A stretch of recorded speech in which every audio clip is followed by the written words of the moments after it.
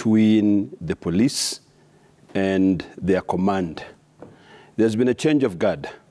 And remember very well, if you listen to the new boys in town, when they came in with a lot of threats. And what I refer to is the new leadership. When you change guard, the first thing you need to do is to ensure that those people you are coming to lead understand that you are there to be able to create teamwork. I think there is a communication gap. And the only time that we can be able to ensure that both the police and their leadership and also the public are speaking in one voice is when currently the staff who are there, the police, the command, are all feeling that their actions, or rather the role that they play in ensuring that they protect citizens is being respected. When you come in as a new boss and the first thing you do is to start threatening everybody, firing people, forcing people to resign, let me tell you, there is something we call unintended consequences. You might wish to come in and say, I want to do something different. But before you take any action, you must always consider the unintended consequences. Remember, these people are very tight. You know, the entire police, the constable, their superintendent, the entire leadership, they are very tight together. You know, and in fact, what I may want to advise the new administration is to be able to really try and study the different successive governments that have come in and how they have been able to deal with this issue. I remember when President Kenyatta came in, the first challenge that he faced was really had to do with the issue of, you know, we had shifters, of course, we had issues to do with cattle rustling. We had a lot of challenges. And someone like Governor Kimemia was somebody who was very, very, very influential in trying to help the system understand how they dealt with the issue of insecurity in the country.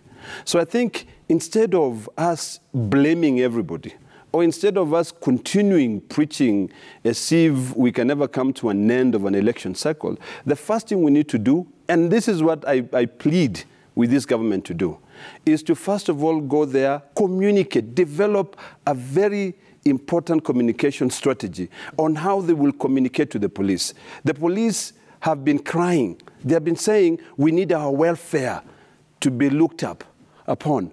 We need to be guaranteed of our security. I can tell you, most of the police commanders or the DCIs or, you know, are very scared because they don't know whether they will continue serving Kenyans from the same position they have been, or they will be rendered useless. So the most important thing is that we all must remember that governments come and go. Civil servants are always there to serve us. You know, when there's a new change of guard, you know, those police now shift their allegiance to the new guard. You know, it is whoever is in charge, they will listen, they will follow the command. So I think it's important, and I really plead. I hear you, but I'm just wondering, I mean, the law says the National Police Service Commission is the one that is in charge of recruitment of these officers. Then all the police officers report to the Inspector General, in this case, Inspector General Kome. So where does the government get that leeway to really interfere with the psyche of these officers at a time that structurally... That let me just try to demystify this to you further. There's a difference between a fantasy and the reality of things. You know, like right now, I will give you a completely different analogy, and maybe you might be able to understand. We have 3 arms of government, and each of the arm of government is independent. But you will find that even in Parliament, we are sort of like conditioned to believe that the person who controls our budget is the president. And it is not the president. Like now you'll hear budget cuts in Parliament. But who is orchestrating all that? It is the executive. So really, it is not always what it seems like. On paper, it could be one thing, but in reality, it's a completely different thing. So right now, my plea to the executive is that stop all these threats. Go in, talk to these people, ask these people, because they are the experts. Remember, my former colleague, the current Cabinet Secretary of Interior, Professor Kindiki, is not a security person. The PS who is coming in is not a security person. Neither is the president nor the vice president or the deputy president. So really, go consult widely. Speak to the expert so that you can understand how the criminal justice system has been surviving or has been dealt with. Okay. You know? So that is very, very important. So let me finalize. Yeah. Synergy is key. There is no synergy. So there will then be rampant insecurity. That is why you'll see people being stabbed. So you need to understand, how did you guys manage to control the insecurity in the capital city? Okay. Senator yes. We know that the president, of course, chairs the National Security Council. Comprises of these security agencies, including the police. But also, he is the commander-in-chief of the defense forces, not the police service. So how do you distinguish the role the president plays? Yes, the law allows the Interior Cabinet Secretary to give instructions based on policy, but how do you give that police service the independence they require for them to do their job? Thank you. To put into context this conversation is to go back to looking at, for example, the police force. When you look at the head of the police now, Kome, he's a career police officer, span of over 20 years or so. Previously, from 2010, after the new constitution, after the creation of now the Inspector General of Police, the National Police Service, we had Ali, then who was not, of course, a career police officer. We had Kimayo shortly thereafter. Matiang'i was not. The CS, of course, came in. He was not. But then we are having this at the higher level, the policy level, where we are saying they are not necessarily experienced within the security sector, but theirs is not to deal with the technical directives. The independence, therefore, of the police service and the entire security sector can only be protected even when we fully comply with what the law says. One of the elements with which this new government has attempted to do is, of course, the creation of the fund that will be towards the police as independent as it were. The EIE holder is also an independent person, although it's appointed by the president. That, I think, is another conversation we can have. Now, when we have this independence of the force, where directives can be given, remember this is a civil servant who is expected to report to somebody.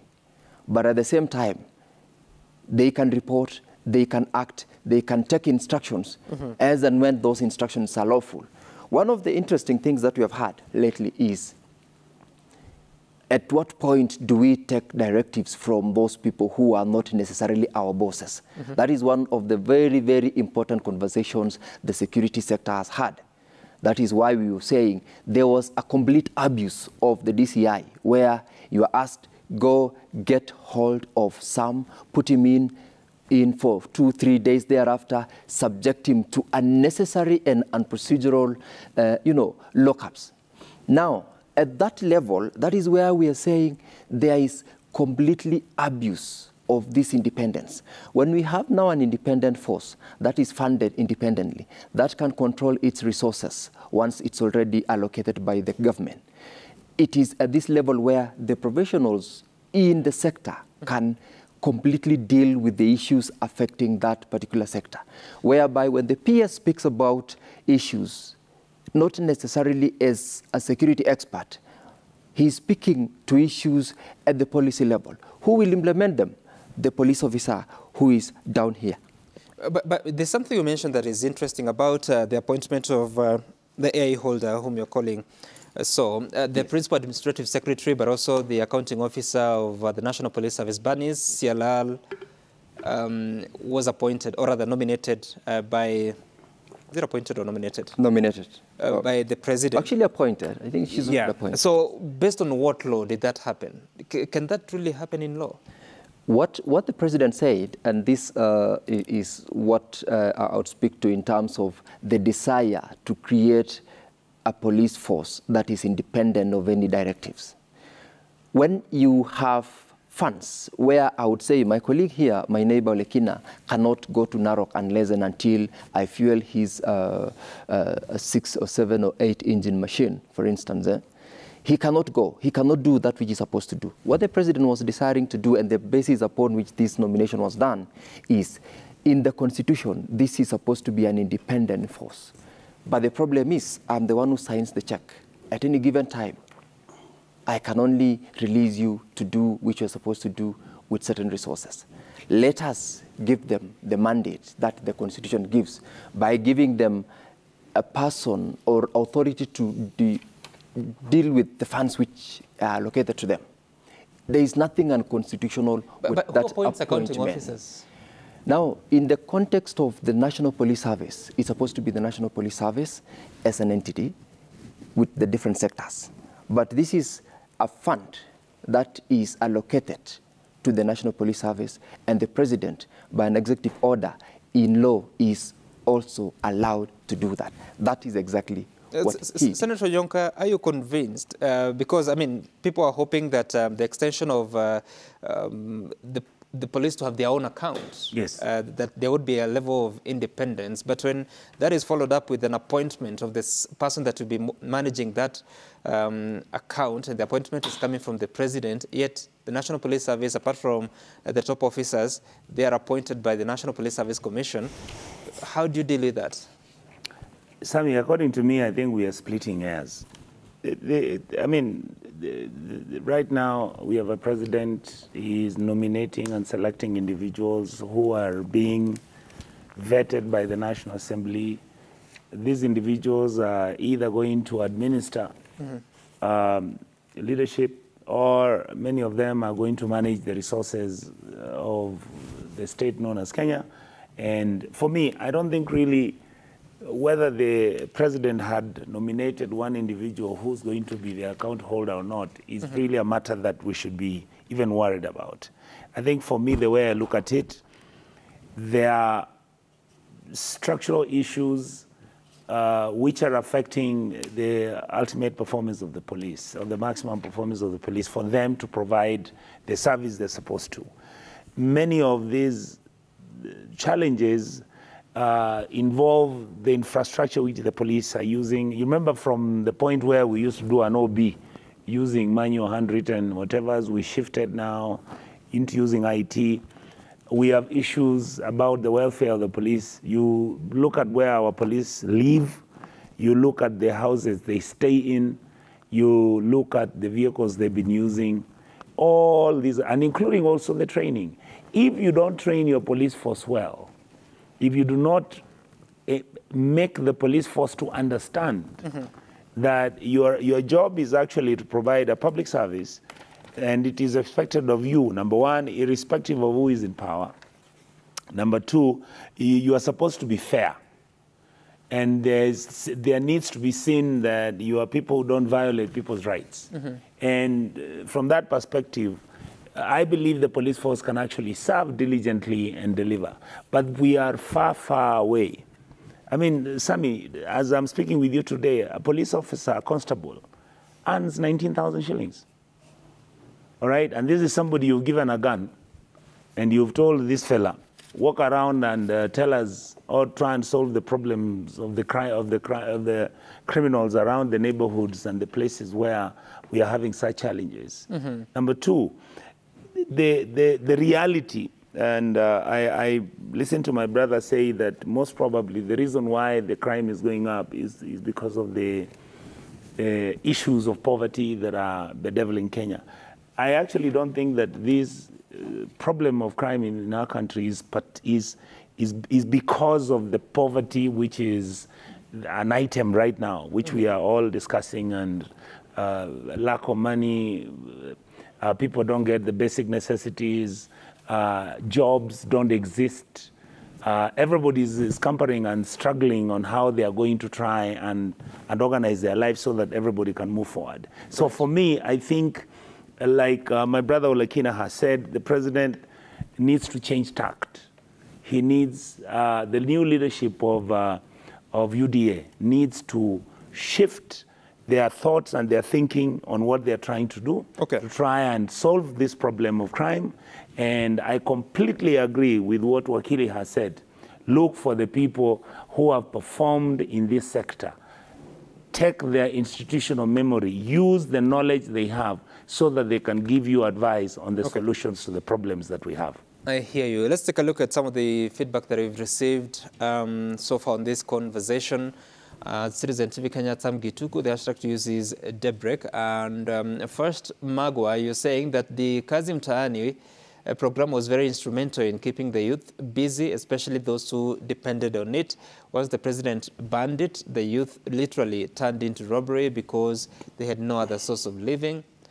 Okay, as someone else, Ringa Waswa, the issue of security is a delicate one. The government should divorce any kind of politics from it and focus on restoring calm and normalcy. If this escalates, then our country will be in deep trouble.